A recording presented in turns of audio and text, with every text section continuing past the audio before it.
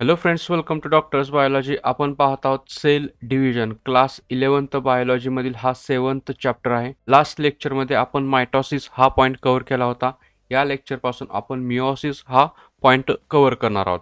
बघा, ज्या विद्यार्थ्यांनी पहिले लेक्चर पाहिले नाही त्यांनी इथं आय बटनवरती क्लिक करा. या लेक्चरमध्ये आपण पाहणार आहोत मिओसिस. त्याचबरोबर आपण काही MCQ ही डिस्कस करणार आहोत, जे काही CET ओके CET आणि नीटसाठी MCQ इम्पॉर्टंट आहेत. अशा पद्धतीचे MCQ इथं आपण डिस्कस करणार आहोत. लेक्चर पूर्ण बघा. लेक्चरच्या शेवटी आपण हे MCQ पाहणार आहोत.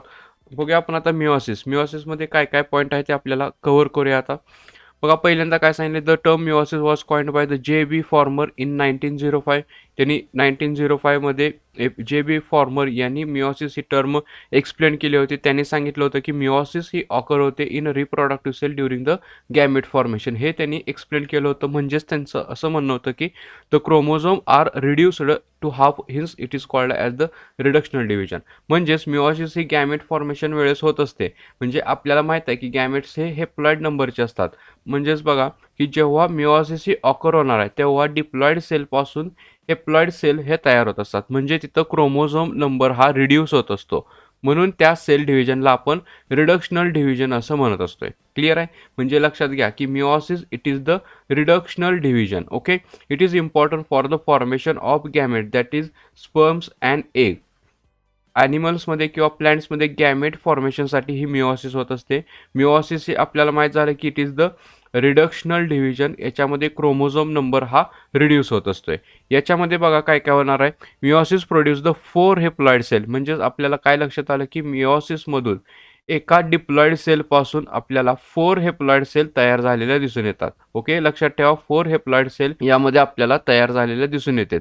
म्हणजे एका डिप्लॉइड सेलपासून म्हणजेच त्या रिप्रोडक्टिव्ह सेलपासून आपल्याला 4 हेप्लॉइड सेल तयार झालेल्या दिसून येणार आहेत. यामध्ये बघा मिओसिसचे 2 टाईप पडतात. त्यामध्ये असते पहिली आहे ती द फर्स्ट मिओटिक डिव्हिजन्स, म्हणजेच त्याला मिओसिस फर्स्ट म्हणतोय. It is the heterotypic division. Another one is the second meiotic division, that is the meiosis second. It is the homotypic division. म्हणजे बघा मिओसिस ही 2 टाईपमध्ये किंवा त्याला आपण म्हणतोय 2 स्टेजमध्ये कंप्लीट होत असते. Meiosis first and meiosis second. दोन्ही आपण डिटेलमध्ये अभ्यास करणार आहोत. ओके, बघा लक्षात घ्या की मिओसिसमध्ये अजून इम्पॉर्टंट काय काय फेज होत असतात ते लक्षात घेऊ. मिओसिसमध्ये सिनॅप्सिस ऑकर होत असतं. त्याचबरोबर मिओसिसमध्ये क्रॉसिंग ओव्हर पण होत असतं. म्हणजेच लक्षात घ्या की मिओसिसमध्ये डिप्लॉइड सेलपासून म्हणजे पेरेंट सेलपासून ज्या हेप्लॉइड सेल तयार होत असतात. बघा लक्षात घ्या की ज्या हेप्लॉइड सेल तयार होणार आहेत ते exactly not similar to the parent cell. हे एक पॉईंट तुम्हाला अतिशय महत्त्वाचा आहे. Due to the crossing over, म्हणजेच त्याला आपण म्हणतोय रिकम्बिनेशन. म्हणजे मिओसिसमध्ये ज्या डॉटर सेल तयार होणार आहे त्या डॉटर सेल ह्या एक्झॅक्टली सिमिलर नसतात पेरेंटसारख्या. म्हणजे पेरेंट सेल्सपेक्षा थोड्या डिफरंट तयार झालेल्या असतात. Because of in meiosis the crossing over was awkward. आपल्याला ह्या स्टेजमध्ये हे समजून जाईल की कशा पद्धतीनं क्रॉसिंग ओव्हर होत असतं. म्हणजेच रिकम्बिनेशन कशा पद्धतीनं होतं हे आपण डिटेलमध्ये अभ्यास करणार आहोत. बघा, त्यामधील पहिली स्टेज म्हणजेच मिओसिस फर्स्ट आपल्याला दिले. त्यामध्ये काय सांगितलं जातं, in during the first meiotic division the diploid cells is divided into the 2 haploid cell. That's why it is called as the heterotypic division. आता हेट्रोटायपिक डिव्हिजन म्हणजे काय लक्षात घ्या की एका सेलपासून डिफरंट सेल तयार होणे. म्हणजे डिफरंट म्हणजे काय की बघा इथं काय झालं की डिप्लॉइड सेलपासून 2N सांगितलं इथं. ही सेल आहे ती डिप्लॉइड सेल आहे. ओके, डिप्लॉइड सेलपासून इथं काय झालं, हेप्लॉइड सेल तयार झाले. Okay, so this type of the division or the meiotic first division is called as the heterotypic division. Okay, लक्षात आलं असेल तुमच्या की during the first meiotic division म्हणजेच during the M1. Okay, M1 मध्ये म्हणजेच हेट्रोटायपिक डिव्हिजनमध्ये डिप्लॉइड सेलपासून 2 हेप्लॉइड सेल तयार होत असतात. त्यानंतर बघा आपल्याला अजून काय सांगितलं ह्याच्यामध्ये, the daughter cell resulting in the form of division are different for the parent. Okay, different आहेत त्या पेरेंटमध्ये आणि त्यांच्यामधला क्रोमोझोम नंबर पण हा रिड्यूस झाला आहे. ओके, आता ह्याच्यामधल्या स्टेप बघा कोणत्या कोणत्या. त्यामध्ये फर्स्ट आहे prophase first, metaphase first, anaphase first, telophase first.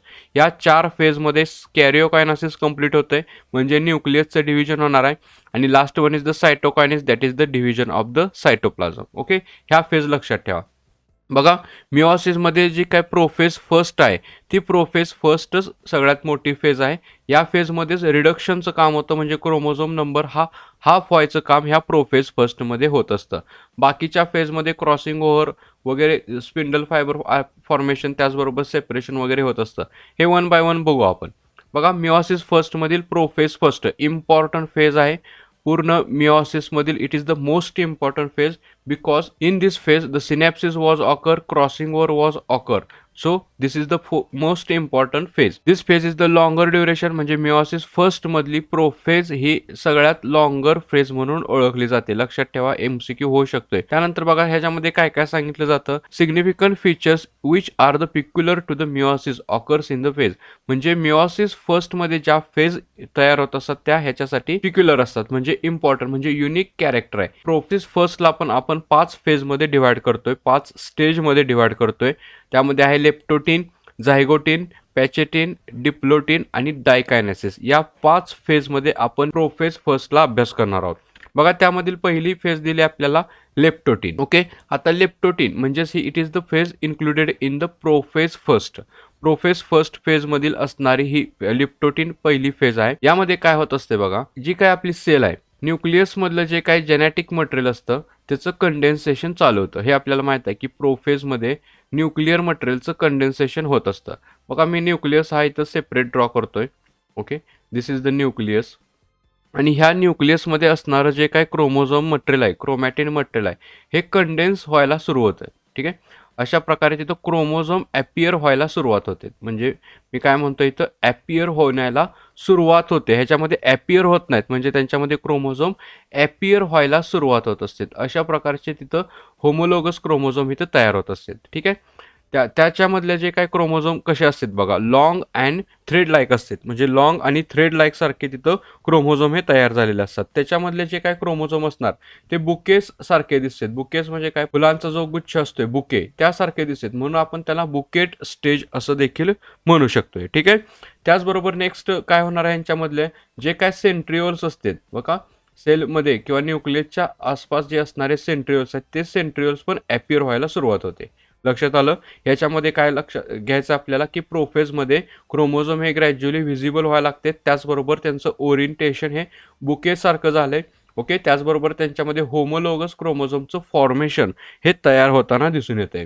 म्हणजेच बघा की त्याच्यामध्ये अशा प्रकारचे होमोलोगस क्रोमोझोम हे तयार झालेले असतात, किंवा त्यांच्यामध्ये हे क्रोमोझोमचं पेरिंग, क्रोमोझोम हे तयार झालेले आपल्याला तिथं दिसून येत असते. ठीक आहे, नेक्स्ट स्टेज बघा आपल्याकडे कोणती आहे, झायगोटीन. ओके, आता ह्याच्यामध्ये बघा, ह्या फेजमध्ये काय होतं, आपल्या मिओसिसमधील जे काय सिनॅप्सिस असते ते सिनॅप्सिस ऑकर होते.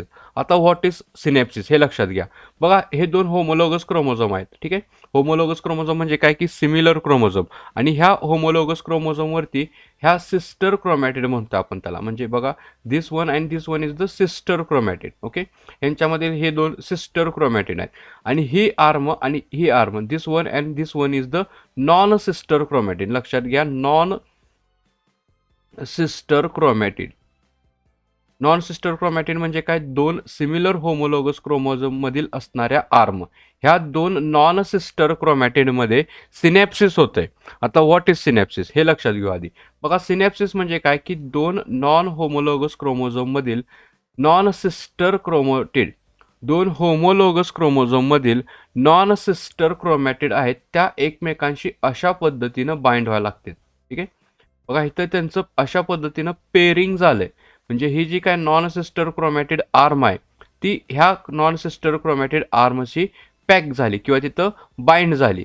त्या बाइंडिंगला म्हणतो आपण सिनॅप्सिस. ओके, लक्षात आलं का, सिनॅप्सिस म्हणजे काय, pairing of non sister chromatid of homologous chromosome. कळालं का बघा, सिनॅप्सिसला काय म्हणलं मी इथं, pairing, pairing of non sister chromatid, chromatid of homologous chromosome. हे पेन टॅबवरचं अक्षर आहे, जरा समजून घ्या, माझ्या शब्दांकडे लक्ष द्या तुम्ही. मी काय सांगितले डेफिनेशन, सिनॅप्सिस म्हणजे काय, pairing of non sister chromatid of homologous chromosome, this is the synapsis. आणि हे जे काय बाइंडिंग झालं त्याला आपण काय म्हणतोय, सिनॅप्टोनेमल कॉम्प्लेक्स. काय म्हणायचं त्याला, सिनॅप्टोनेमल कॉम्प्लेक्स. ओके, हे पॉईंट लक्षात ठेवा. आपल्याला काय झालं, ती नॉन सिस्टर क्रोमॅटिनमध्ये अशा प्रकारे सिनॅप्टोनोमल कॉम्प्लेक्स इथं तयार झालेले असते. ओके, क्लिअर आहे. आणि हा जो पूर्ण क्रोमोझोमचा सेट तयार झालाय, त्या क्रोमोझोमच्या स्टेटला किंवा ह्या क्रोमोझोमच्या स्टेजला आपण काय म्हणतोय, टेट्रेड्स. ओके, आता टेट्रेड्स म्हणलं जातं. बघायला टेट्रेड्स म्हणजे काय, बघा मी इथं लिहितोय. ह्याला म्हणतोय आपण टेट्रेड्स. इथं लिहिलंय आपल्याला टेट्रेड्स. टेट्रेड्स म्हणजे काय, तर हॅव्हिंग द फोर, म्हणजे ह्याच्यामध्ये आपल्याला 4 आर्म दिसतात. ओके, ह्याच्यामध्ये 2 क्रोमोझोम, म्हणजे त्याला बायव्हॅलंट पण म्हणलं जातं. 2 होमोलोगस क्रोमोझोमचं इथं पेअरिंग दिसतं, त्याला आपण म्हणायचं टेट्रेड. ओके, क्लिअर आहे, लक्षात ठेवा. आता ह्याच्यामध्ये बघा, किंवा ह्या टेट्रेड्समध्ये जे काय क्रोमोझोमचं पेअरिंग झालेलं दिसतं आपल्याला इथं, ठीक आहे. पेअरिंग झाले म्हणजे 2 नॉन सिस्टर क्रोमॅटिन आर्ममध्ये, बघा मी इथं फक्त आर्म काढतोय, तुम्ही पूर्ण क्रोमोझोम लक्षात घ्या. इथं मी ज्या काय 2 आर्म काढलेत बघा, हे झाले सिनॅप्सिस. ओके, आणि इथं जे काय एक्स शेप्ड स्ट्रक्चर दिसतं आपल्याला बघा, ह्यामध्ये ह्या एक्स शेप्ड स्ट्रक्चर जे आपल्याला दिसणार आहे, या स्ट्रक्चरला, एक्स शेप्ड स्ट्रक्चरला म्हणायचं chiasmata. Okay, chiasmata. Okay, chiasmata. Okay, this is the x shaped structure formed between the 2 non sister chromatid. Okay, x shaped structure आहे, त्याला म्हणतो आपण चायस्मा. आता ह्या चायस्मामध्ये काय होत असते बघा, the crossing over between the non sister chromatids occurs. म्हणजे बघा, यांच्यामध्ये क्रॉसिंग ओव्हर होते. क्रॉसिंग ओव्हर म्हणजे काय होते बघा, की यांच्यामध्ये जीनचं किंवा त्यांच्यामध्ये असणाऱ्या जीनच्या फ्रॅगमेंटचं एक्सचेंज होत आहे. म्हणजे 2 ह्या होमोलोगस क्रोमोझोममध्ये जेनेटिक एक्सचेंज होणार आहे. ठीक आहे, म्हणजे काय होते, ह्यांच्यातले काही जे काही जीन्स आहेत ते ह्या आर्मवरती येणार आहेत आणि ह्या आर्मवरचे जीन इकडं हे ट्रान्सफर होणार आहेत. म्हणजे बघा, असं स्ट्रक्चर आता तिथं फॉर्म होणार आहे. बघा तिथं काय झालं, आता क्रॉसिंग ओव्हर व्हायला सुरुवात झाली. ठीक आहे, मी क्रॉसिंग ओव्हर होतानाची जी काही फिगर फॉर्म होईल ती इथं ड्रॉ करतोय, लक्षात घ्या कशा पद्धतीनं. आता ह्या होमोलोगस क्रोमोसोमवरील काही जीन्स या इथं आलेले आहेत. ठीक आहे, म्हणजे ह्याला म्हणतोय exchange of genes between the 2 homologous chromosome. It is called as the crossing over. Okay, crossing over झालं आणि ब्रोकन सेगमेंट हे नॉन सिस्टर क्रोमॅटिड्समध्ये एक्सचेंज झाले. ती स्टेज असते ती पॅचेटिन. ओके, नेक्स्ट म्हणजे थर्ड फेज कोणती होती आपली, pachytene. In pachytene the crossing over between the non sister chromatin occurs. Okay, अशा पद्धतीनं नॉन सिस्टर क्रोमॅटिनमध्ये क्रोमोझोमचं एक्सचेंज झालं. ठीक आहे, अजून ते सेपरेट झाले नाहीत, मी तुम्हाला सेपरेट झालेलं दाखवलेत, पण इथं काय झाले तर तिथं जीन्सचं तिथं एक्सचेंज व्हायला लागलेलं तिथं आपल्याला दिसून येते. ठीक आहे, नेक्स्ट स्टेज म्हणजे तिथं डिप्लोटिन म्हणतोय आपण त्याला. डिप्लोटिनमध्ये आता the beginning of repulsion between the synapsed homologous chromosome was occur. म्हणजे ह्यांच्यामध्ये बघा, ह्यांच्यातलं जे काय सिनॅप्सिस झालं होतं त्याच्यामध्ये रिपल्शन व्हायला सुरुवात होते. आता रिपल्शन म्हणजे काय, की ते सेपरेट व्हायला लागतात. ओके, म्हणजे त्यांच्यामधील जे काय सिनॅप्सिस झालं होतं ती सिनॅप्सिस आता ब्रेक व्हायला इथं सुरुवात होणार आहे. ती होते आपल्याला डिप्लोटिन ह्या फेजमध्ये. ठीक आहे, डिप्लोटिन फेजमध्ये लक्षात घ्यायचं आहे तुम्हाला काय होते, the beginning of the repulsion between the synapsed homologous, हे त्या आपल्या डिप्लोटिन फेजमध्ये व्हायला लागते. आणि डायकायनेसिस ही स्टेज चालू होते आणि डायकायनेसिसमध्ये टर्मिनेशन ऑफ चायस्माटा होते. टर्मिनेशन ऑफ चायस्माटा म्हणजे काय, आता जे काय 2 होमोलोगस क्रोमोझोम होते ते 2 होमोलोगस क्रोमोझोम कम्प्लिटली सेपरेट झालेले दिसून येते. बघा, हे 2 होमोलोगस काय झाले, आता कम्प्लिटली ब्रेक झाले. म्हणजे त्यांच्यातलं जे काय सिनॅप्सिस होतं तेही सिनॅप्सिस ब्रेक झाले. त्याचबरोबर एक्स शेप्ड जे काय स्ट्रक्चर फॉर्म झालं होतं, म्हणजे त्याला आपण चायस्माटा म्हणलं होतं. ठीक आहे, चायस्माटा हा पण तिथं आता ब्रेक झालाय. पण यांच्यामध्ये आपल्याला आता क्रॉसिंग ओव्हर झालेलं दिसून येते. म्हणजे बघा, 2 ह्या आर्ममध्ये जीनचं एक्सचेंज झाले, जीनच्या फ्रॅगमेंटचं तिथं एक्सचेंज झाले, म्हणजे त्यांच्यामध्ये क्रॉसिंग ओव्हर झाले असं आपण तिथं म्हणत असते. लक्षात घ्या, ह्या फेजमध्ये आपली प्रोफेज कंप्लीट होते. ओके, ह्या फेज म्हणजे जेनेटिक एक्सचेंज क्रॉसिंग ओव्हर म्हणलं आपण त्याला, क्रॉसिंग ओव्हर या पद्धतीनं कंप्लीट होते. त्याचबरोबर डायकायनेसिसमध्ये अजून एक इम्पॉर्टंट फेज होते, की त्याच्यामध्ये आपल्याला जे काही न्यूक्लिअर मेम्ब्रेन असतं ते न्यूक्लिअर मेम्ब्रेन ब्रेक झालेलं दिसून येते. म्हणजे आता काय झालं, त्या सेलमधील न्यूक्लिअर मेम्ब्रेन हे कम्प्लिटली डिसॅपियर झालं. ओके, न्यूक्लिअर मेम्ब्रेन हे कम्प्लिटली डिसॅपियर झाले आणि त्यांच्यातले जे काय क्रोमोझोम आहेत ते क्रोमोझोम आता इथं सेंट्रलला आलेले तिथं दिसून येणार आहेत. अशा प्रकारे आपली ही प्रोफेज फर्स्ट इथं कंप्लीट होताना दिसून येते. ठीक आहे, प्रोफेज फर्स्ट. आता त्यानंतरची स्टेज आहे आपल्याकडे मेटाफेज फर्स्ट. बघा मेटाफेजमध्ये आपल्याला काय होतं लक्षात घ्यायचं आहे आता, की मेटाफेजमध्ये बघा सांगितलं आपल्याला the spindle fibres become well developed. म्हणजे जे काय आपले सेल्स होते बघा, सेल्समध्ये आपल्या त्या क्रोमोझोम आले होते ते आता इक्वेटर प्लेटला असे थांबलेत. त्याचबरोबर जे काय सेंट्रिओल्स होते, ठीक आहे, अशा पद्धतीनं 2 पोलला सेंट्रिओल्स आले होते. त्या सेंट्रिओल्समधून दोन्ही सेंट्रिओल्समधून आता अशा प्रकारे स्पिंडल फायबर अराईज होणार आहेत. ठीक आहे, असे स्पिंडल फायबर अराईज होतात आणि ते सेंट्रोसोमला येऊन अटॅच होतात. म्हणजे होमोलोगस क्रोमोझोम मधील सेंट्रोसोमला ते येऊन अशा पद्धतीनं ते अटॅच होणार आहेत. अशा पद्धतीने येऊन ते अटॅच होणार आहेत. बघा अजून त्यांच्यामध्ये काय सांगितलं जातं, due to the increasing of repulsion force between the homologous chromosome they are ready to separate. म्हणजे यांच्यामध्ये रिपल्शन वाढणार आहे. म्हणजे 2 होमोलोगस क्रोमोझोम मधील आपल्याला काय वाढतंय तिथं रिपल्शन व्हायला लागले आता, आणि ते होमोलोगस क्रोमोझोम आता सेपरेट होताना दिसून येणार आहेत. म्हणजे 2 होमोलोगस क्रोमोझोमचं जे काय पेअरिंग झालं होतं ते पेअरिंग तर ब्रेक झालं. ओके, आता ते सेपरेट पण होणार आहेत. बघा कशा पद्धतीने ते सेपरेट होते ॲनाफेज फर्स्टमध्ये ते बघू आपण आता. ॲनाफेज फर्स्टमध्ये बघा काय सांगितले, homologous chromosomes are pulled away from each other. बघा इथं लक्षात घ्या, इथं काय झाले हे लक्षात घ्या. हे होमोलोगस क्रोमोझोम होते आणि हे होमोलोगस क्रोमोझोम आता हे एकमेकांपासून दूर चाललेत, हे सेपरेट व्हायला लागलेत. आता लक्षात घ्या, होमोलोगस क्रोमोझोमचं सेपरेशन होतंय, इथं सिस्टर क्रोमॅटिनचं सेपरेशन होत नाही. लक्षात घ्या, in anaphase first the sister chromatins do not separate in meiosis first. हे इम्पॉर्टंट आहे, इम्पॉर्टंट आहे. हे CETला येऊ शकते, MCQ मध्ये येऊ शकते. तुम्हाला काय लक्षात ठेवायचं आहे, homologous chromosomes are pulled away from each other and carried toward the opposite pole. बघा इथं होमोलोगस क्रोमोझोम चाललेत, यांच्यामध्ये sister chromatin as it is present आहेत. म्हणजे sister chromatin do not separate in meiosis first. हे इम्पॉर्टंट लक्षात ठेवा. ठीक आहे, आणि ह्यामुळं आपण त्याला it is the reductional division म्हणतोय. ठीक आहे, रिडक्शनल डिव्हिजन का म्हणलं, कारण इथं 46 क्रोमोझोम कलेक्ट झाले, 23च्या अशा पेअर झाल्या होत्या आणि ह्या 23च्या पेअर अशा पद्धतीने ह्या सेपरेट झाल्या. ठीक आहे, म्हणून त्याला म्हणतो आपण रिडक्शनल डिव्हिजन. ओके, म्हणजेच त्यांच्यातले जे काय स्पिंडल फायबर आहेत ते सेंट्रोमियरला अटॅच झाले होते आणि हे अशा पद्धतीने ते सेपरेट करणार आहेत in anaphase first. Next phase आपल्याकडे माहित आहे टिलोफेज. टिलोफेजमध्ये काय काय होते बघू, लक्षात घेऊ आपण आता.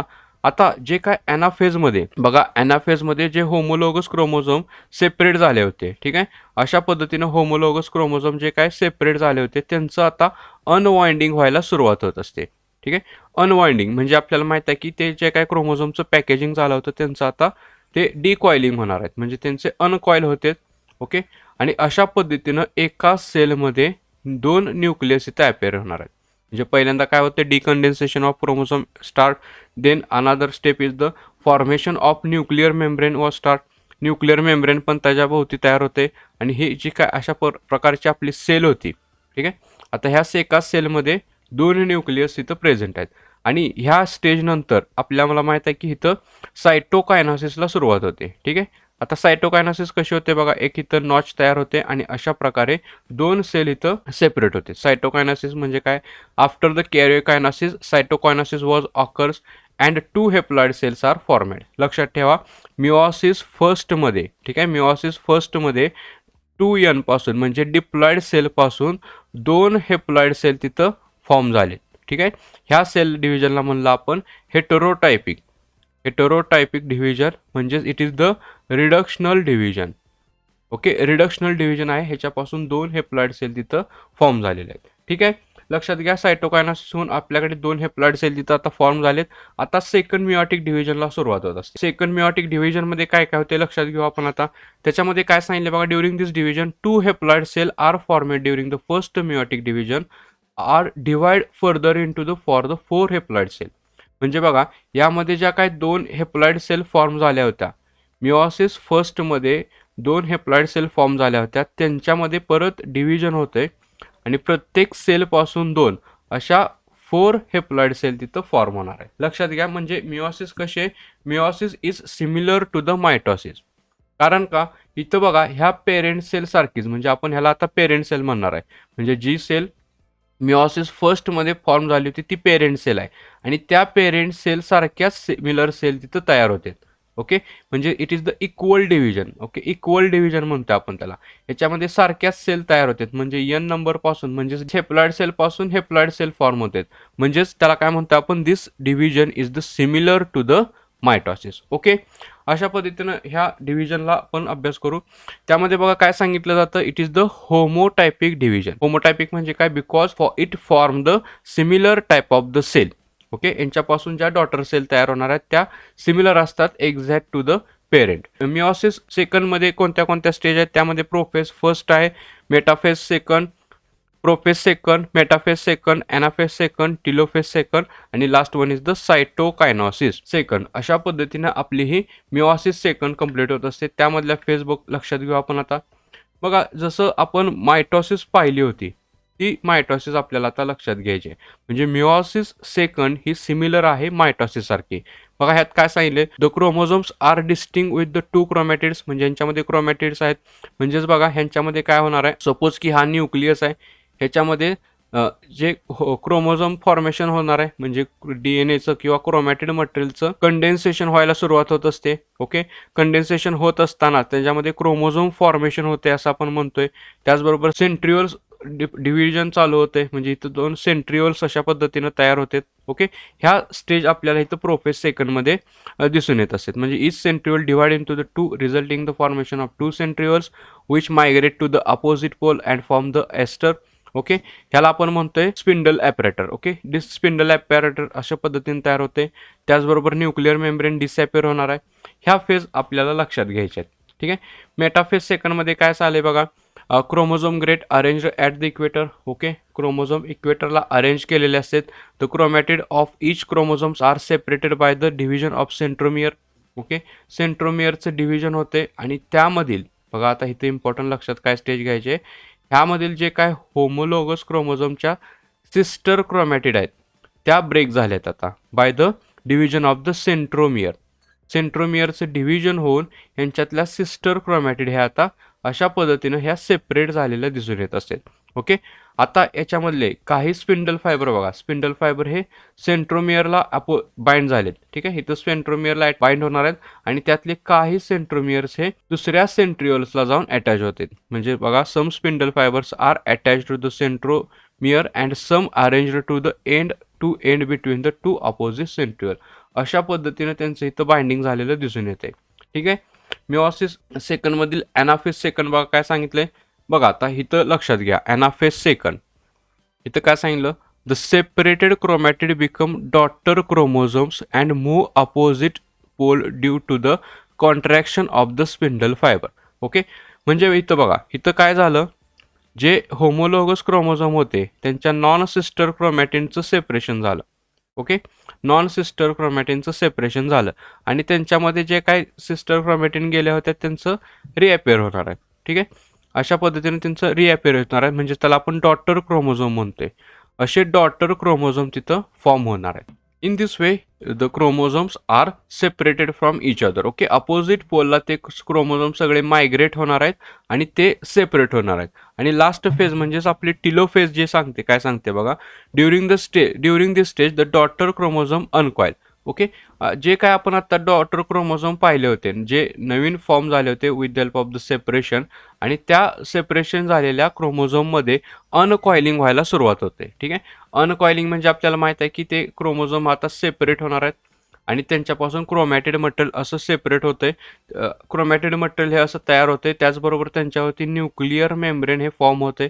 ओके, अशा पद्धतीने त्यांच्यावरती न्यूक्लिअर मेम्ब्रेन फॉर्म झालं आणि न्यूक्लिअर मेम्ब्रेन फॉर्म झाल्यानंतर तिथं 2 न्यूक्लियस तयार होते. ठीक आहे, 2 हेप्लॉइड न्यूक्लियस इथं आता तयार झालेले आहेत. बघा, लास्ट स्टेज होती ती आपली सायटोकायनोसिस. सायटोकायनोसिस हे आपल्याला माहित आहे कशा पद्धतीने सायटोकायनोसिस होते. डिव्हिजन ऑफ सायटोप्लाझम होतं आणि एका सेलपासून परत तिथं 2 सेल तयार झालेले आपल्याला दिसून येतात. लक्षात घ्या, हे तुम्हाला माहित आहे, सोप्या पद्धतीनं आपल्याला सायटोकायनोसिस ही क्लिअर झाली. म्हणजेच बघा, आता ह्या मिओसिसमध्ये, ओव्हरऑल मिओसिसमध्ये काय काय झालं ते लक्षात घेऊ आपण त्याला. त्यामध्ये बघा, टिलोफेज फर्स्ट म्हणजे जेव्हा इथं मिओसिस फर्स्ट झाली होती, मिओसिस फर्स्टमधून आपल्याला इथं 2 सेल तयार झालेल्या दिसून आल्या. ठीक आहे, ह्या 2 सेल आहेत त्या हेप्लॉइड सेल असतात. ओके, हेप्लॉइड सेल आणि ह्या हेप्लॉइड सेलचं डिव्हिजन होऊन त्यांच्यापासून आता काय झालं तर 4 हेप्लॉइड सेल ह्या तयार झाल्यात. ठीक आहे, चारही सेल कशा असणार आहेत? हेप्लॉइड सेल असणार आहेत. म्हणजेच ओव्हरऑल आपल्याला 2n पासून ओके 2n पासून पहिल्यांदा काय झाल्या 2 हेप्लॉइड सेल तयार झाल्या. ठीक आहे, याला आपण मिओसिस फर्स्ट म्हणलं. दिस इज द हेटेरोटायपिक डिव्हिजन. त्यानंतर त्या प्रत्येक 2 सेलपासून 2 सेल तयार झाल्या. म्हणजेच it is the homotypic division. M2 it is the homotypic division. It is similar to the mitosis. अशा पद्धतीने ही मिओसिस कंप्लीट होत असते. बघा, मिओसिस आपण इथं पाहिली. त्याचबरोबर त्याचे आता सिग्निफिकन्स पाहू आणि लास्टला आपले MCQ पाहू. ठीक आहे, सिग्निफिकन्स. मिओसिसमध्ये जर काय डाऊट असेल तर लगेच विचारा कमेंटमध्ये. पुढे व्हिडिओ बघण्याच्या आधी तुम्ही कमेंट करा, की व्हिडिओ पॉज करून कमेंट करा.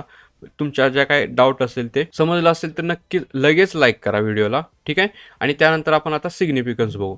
सिग्निफिकन्स म्हणजे माहीत आहे आपल्याला की त्याच्यापासून होणारे फायदे. ठीक आहे, काय काय असेल बघा. It is the meiotic division produce the gamete. Okay, आपल्याला माहीत आहे मिओसिस ही आपल्याला गॅमेट फॉर्मेशनसाठी होत असते, जसं की स्पर्म आणि एग. ह्या गॅमेट फॉर्मेशनसाठी इम्पॉर्टंट आहे meiosis division. If it is absent the number of chromosome would be double or quadruple resulting in the formation of monstrocytes. बघा, मॉन्स्टरोसाइट्स म्हणजे काय की डबल म्हणजे साईज वाढणे, म्हणजे क्रोमोझोमची साईज किंवा आपल्या सेलचा नंबर जो आहे तो वाढत जाईल. म्हणजे 2n असते तिथं 4n 8n अशा पद्धतीने तो डबल, ह्याला म्हणतो आपण मॉन्स्टरोसाइट्स. जर मिओसिस म्हणजे रिडक्शनल डिव्हिजन जर झालं नसेल तर ही मॉन्स्टरोसाइट तिथं तयार झाल्या असतात. बघा, त्यानंतर आपल्याला सांगितले the constant number of chromosome in a given species occurs generation is maintained by the meiosis. म्हणजे बघा 2n म्हणजे एका फर्स्ट जनरेशनचा क्रोमोझोम नंबर आहे 2n. मग सेकंड जनरेशनचा पण नंबर 2n ठेवण्यासाठी, म्हणजेच त्यांच्यामध्ये रिप्रोडक्शन सक्सेसफुली होण्यासाठी तो क्रोमोझोम नंबर रिड्यूस करणं गरजेचं असतं. म्हणजे त्यांच्यामध्ये कॉम्बिनेशन होणं गरजेचं असतं फॉर द रिप्रोडक्शन. म्हणजे हे कॉम्बिनेशन होऊन त्यांचा जो काय स्पेसिसचा नंबर आहे तो मेंटेन ठेवायचं काम हे मिओसिसमधून होत असतं. त्याचबरोबर मिओसिसमध्ये जे काय क्रॉसिंग ओव्हर झालं त्याच्यामध्ये जेनेटिक एक्सचेंज झालं होतं आणि त्या एक्सचेंजमुळं जेनेटिक व्हेरिएशन तयार होत असतं. This variation leads to the evolution. म्हणजे मिओसिस ही इव्हॉल्युशनसाठी पण रिस्पॉन्सिबल आहे. मिओसिसमध्ये जे काय क्रॉसिंग ओव्हर होणार आहे ते क्रॉसिंग ओव्हर इव्हॉल्युशन हे घडवून आणत असतं. अशा प्रकारे आपल्याला हे सिग्निफिकन्स ऑफ मिओसिस लक्षात घ्यायचे आहेत.